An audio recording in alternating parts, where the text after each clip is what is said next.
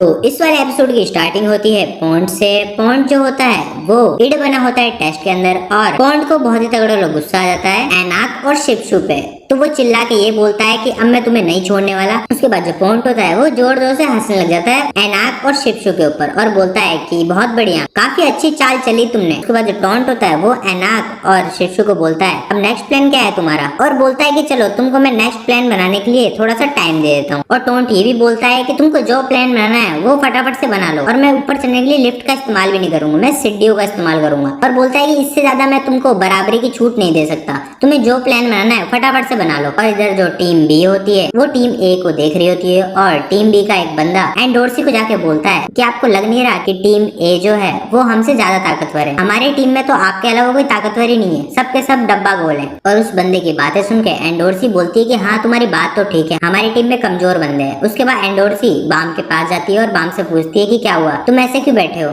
तो बाम फिर एंडोर्सी से बोलता है कि रिचल कहाँ है। फिर एंडोर्सी बाम को बोलती है कि रिचल यहीं पे कहीं पे होगी। और फिर बाम एंडोर्सी से पूछता है कि आपने रिचल के साथ मिलकर टीम क्यों बनाई। तो एंडोर्सी इसका रिप्लाई देती है और बोलती है कि लास्ट में सिर्फ 2 ही जने बचे थे और उसमें एक रिचल भी थी, इसलिए मुझे उसके साथ टीम बनानी पड़ी। और उसके बाद कहानी शुरू हो जाती है, और इधर जो एनाक होती है वो फटाफट से लिफ्ट के अंदर जाती है और गोल की तरफ बढ़ती है। और जो शिप्शू होता है वो कून को बोलता है कि एनाक अब गोल की तरफ जा रही है और जल्दी वो गोल की तरफ पहुंच जाएगी और हम ये टेस्ट जीत जाएंगे। और फिर जो कून होता है वो शिप्शू को बोलता है कि क्या तुम्हें सच में ऐसा लगता है कि कोई रैंकर बिना कोई अपनी स्ट्रेटेजी बनाए हमको टाइम देंगे। और कून जो होता है वो पॉन्ड के बारे में बोल रहा होता है कि पॉन्ड ने जरूर कोई ना कोई प्लान बनाया होगा, इसलिए वो हमको इतना टाइम दे रहा है। और जो कून होता है वो भी सब अपने टीममेट्स को बोल देता है कि जो पॉन्ट है वो सीढ़ियों से आएंगे, तो तुम सबके सब सीढ़ियों के ऊपर तैयार रहना और एक साथ पॉन्ट के ऊपर हमला कर देना। और कून ये भी बोलता है कि हमको सिर्फ पॉन्ट को 5 मिनट तक रोक के रखना है, जब तक एनाक ब्रिज पे ना पहुंच जाए। लेकिन जो पॉन्ट होता है वो एक रैंकर होता है, तो उसको सारी स्ट्रेटेजी पता होती है, तो वो चलते चलते सबको ये बोलता है कि तुम सबके सब सीढ़ियों पे हो ना, और तुम सबके सब मुझ पे एक साथ हमला करने वाले हो, मुझे सब पता है। और फिर जो पॉन्ट होता है वो एकदम से गायब हो जाता है, और जो कून के टीममेट्स होते हैं उनको किसी को भी समझ नहीं आता है कि पॉन्ट गया क्या। और पॉन्ट जो होता है वो बहुत ज्यादा फास्ट होता है, इसलिए वो सबको चकमा दे के कून के टीममेट्स को मार देता है। और इधर जो टीम बी होती है वो स्क्रीन पे देख रही होती है कि टीम ए कर क्या रही है। और इधर जो पॉन्ट होता है वो सभी टीम ए के मेंबर्स को मार देता है, जो भी सीढ़ियों पे खड़ा होता है वो सबके सब जमीन के ऊपर पड़ जाते हैं। और शिप्शू जो होता है वो कून को बोलता है कि कून जल्दी से कुछ करो, नहीं तो वो पॉन्ट यहाँ पे आ जाएगा। और इधर जो एनाक होती है वो ब्रिज के ऊपर भाग रही होती है एग्जिट एरिया की तरफ, और जो लैरेरो होता है वो स्क्रीन पे देख रहा होता है। तो लैरेरो टेस्ट डायरेक्टर को बोलता है कि अब कुछ नहीं हो सकता, टीम ए जो है वो हार जाएगी, एनाक ब्रिज के ऊपर ही पकड़ी जाएगी और टीम ए डिस्क्वालीफाई हो जाएगी।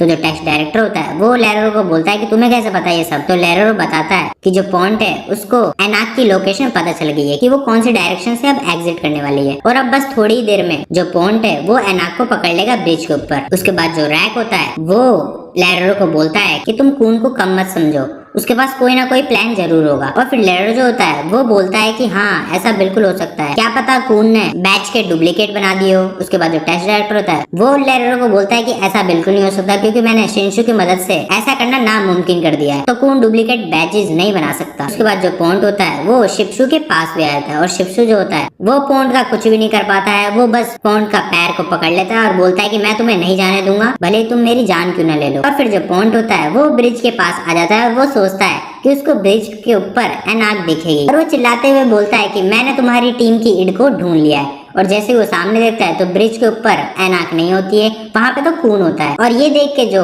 पॉन्ट होता है वो शॉक हो जाता है। फिर वो कून से पूछता है कि तुम्हारी टीम की वो इड कहाँ है। तो कून उसका रिप्लाई देता है और बोलता है कि इड तो यहाँ पे आई नहीं। तो फिर जो पॉन्ट होता है वो कून को बोलता है कि तुम मुझे बेवकूफ समझे हो क्या, अभी तक तो उसको यहाँ पे आ जाना चाहिए था। फिर कून पॉन्ट को बोलता है कि मैं देखो झूठ नहीं बोलूंगा, यहाँ पे वो कुछ देर पहले आई थी, लेकिन वो तुम्हारे से बचने के लिए इस ब्रिज के ऊपर से कूद गई। और कून बोलता है कि एनाक ने मुझे बोला कि वो नीचे वाले एग्जिट से जाएगी, इसलिए वो ब्रिज के ऊपर से कूद गई। और ये बात सुन के जो पॉन्ट होता है वो हंसने लग जाता है, और वो कून को बोलता है तुम मुझे पागल समझे हो क्या, इतनी ऊपर से कूदने के बाद ना एनाक का कचूमर निकल जाएगा। तो कून इसका रिप्लाई देता है और बोलता है कि वो जहाज की रानी है, उन्हें आप कम मत समझिए। और आप लोग भी सोच रहे होंगे कि जो एनाक है वो तो ब्रिज के ऊपर भाग रही थी, वो गई कहाँ। तो मैं बताता हूँ कून का ये प्लान होता है। कून ने एनाक को लाइट हाउस की मदद से उसको ब्रिज के नीचे छुपा दिया होता है और कून ने एनाक को ये भी बोला होता है कि जब तक मैं ना बोलूं तुम ऊपर मत जाना, तुम नीचे ही छुपे रहना। लेकिन जो पॉन्ड होता है वो भी बहुत ज्यादा चालाक होता है, उसको सब पता रहता है कि ये क्या करने वाले हैं। तो पॉन्ड कून को ये बोल देता है कि तुमने लाइट हाउस की कॉपी की है ना,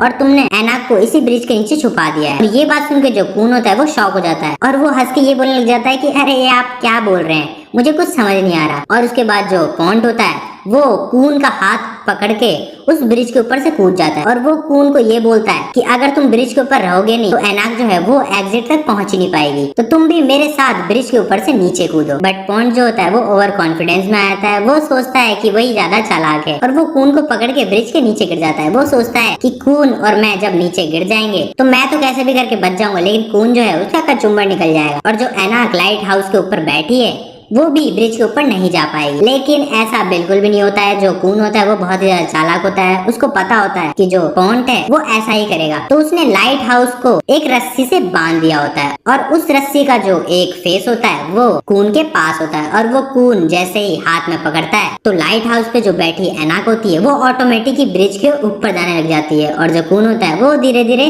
रस्सी की मदद से नीचे आता है और जो पॉन्ड होता है वो चिल्ला रहा होता है कि तुमने मेरे साथ सही नहीं किया, तुमने मुझे धोखा दिया है। और कून जो होता है वो पॉन्ड को देख के हंस रहा होता है और फिर जो एनाक होती है वो ब्रिज के ऊपर पहुंच जाती है और फटाफट से भाग के एग्जिट एरिया की तरफ जाती है। और इधर टेस्ट डायरेक्टर लॉरेरे और टीम बी जो होती है वो उनका ये गेम देख रही होती है और जो बाम होता है वो चिल्ला के बोलता है यस बहुत अच्छे कून। और ये सुन के जो टीम बी होती है वो सबके सब बाम की तरफ देखने लग जाते हैं। लैरेरो जो होता है वो बोलता है कि सच में कून के पास बहुत ही अच्छा दिमाग है और बोलता है कि अब टीम ए को जीतने से कोई भी नहीं रोक सकता। उसके बाद जो टेस्ट डायरेक्टर होता है वो लैरेरो को बोलता है कि आप बड़ी ही जल्द फैसला ले लेते हैं। तो लैरेरो टेस्ट डायरेक्टर को बोलता है कि टीम ए जो है अब वो जीत ही जाएगी क्योंकि टॉन्ट के पास अब शंशी जादू भी नहीं बचा है और वो ब्रिज के इतने नीचे पहुंच चुका है कि वो अब ऊपर जा नहीं पाएगा। और थोड़ी देर बाद में जो एनाक होती है एग्जिट से बाहर निकलने वाली होती है जब तक सामने आ जाता है टोंट और टोंट फिर एनाक का इड वाला बैच ले लेता है और यहाँ पे टाइम ओवर हो जाता है और टीम ए जो होती है वो हार जाती है। और ये देख के जो लैरेरो होता है टेस्ट एडमिनिस्ट्रेटर वो शॉक हो जाता है कि ये हो कैसे गया। और वहाँ पे जितने भी टीम बी के मेंबर बैठे होते हैं वो सब के सब खुश हो रहे होते हैं कि टीम ए जो है वो हार गई है और किसी को भी विश्वास नहीं हो रहा होता है कि जो टॉन्ट है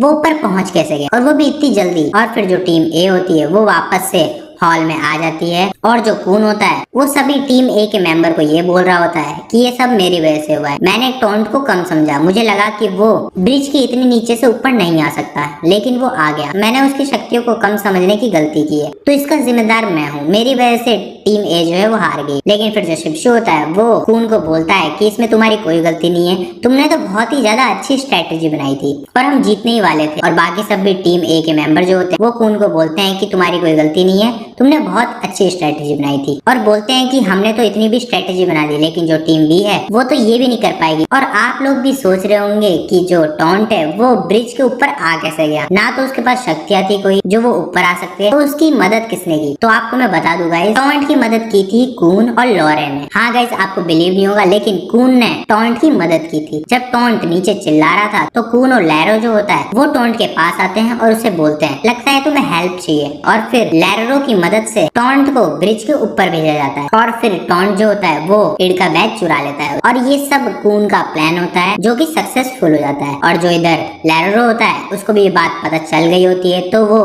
टेस्ट डायरेक्टर को बोलता है कि ये तो गलत बात हुई, कून ने अपनी टीम के साथ धोखा किया है। लेकिन फिर जो टेस्ट डायरेक्टर होता है वो लैरो को बोलता है कि कून ने कोई भी धोखा नहीं दिया है, उसने अपनी टीम का पूरा साथ दिया है और फिर कून की वो टीम दिखाता है। और फिर टेस्ट डायरेक्टर लैरो को बोलता है कि जो भी इस लिस्ट के अंदर है ना, कून ने इन सभी को टेस्ट के अंदर पास कर दिया है। उसने बहुत ज्यादा समझदारी से अपनी स्ट्रेटेजी बनाई थी जिससे लिस्ट के अंदर 10 जने जो हैं वो सबके सब पास हो चुके हैं और बाकी सब फेल हो चुके हैं। और ये सुनकर जो लैरो होता है वो भी शॉक हो जाता है। उसके बाद टेस्ट के अंदर जाने की बारी होती है टीम बी की, तो वो टेस्ट लोकेशन पे पहुंच जाते हैं और वहां जाके सब डिसाइड करते हैं कि लीडर कौन होने वाला है। और लीडर होने वाली होती है एंडोर्सिया। उसके बाद जो एंडोर्सिया होती है वो एक स्ट्रेटेजी बनाती है और वो सभी को वो स्ट्रेटेजी बता देती है। और जो एंडोर्सिया होती है वो अपने साथ 3 जनों को ले जाती है और उसके अंदर बम भी होता है। लेकिन गाइस मैं आप लोगों को बता दूं, जो ये एंडोर्सिया है ना वो बहुत ही ज्यादा चतुर है। एंडोर्सिया नहीं चाहती कि कोई और उसके अलावा पास हो, तो एंडोर्सिया जिस भी टीम मेंबर को अपने साथ ले गई होती है उन सबको मारने लग जाती है। और वो जो टीम मेंबर होते हैं वो एंडोर्सिया को बोलते हैं कि तुम ये क्या कर रहे हो, तुम हमको क्यों मार रही हो। तो एंडोर्सिया जो होती है वो उनको बोलती है कि तुम मेरे प्लान में फंस गए और मेरा जो स्ट्रेटेजी थी वो सक्सेसफुल हो गई है। और ये वाला एपिसोड जो होता है यहीं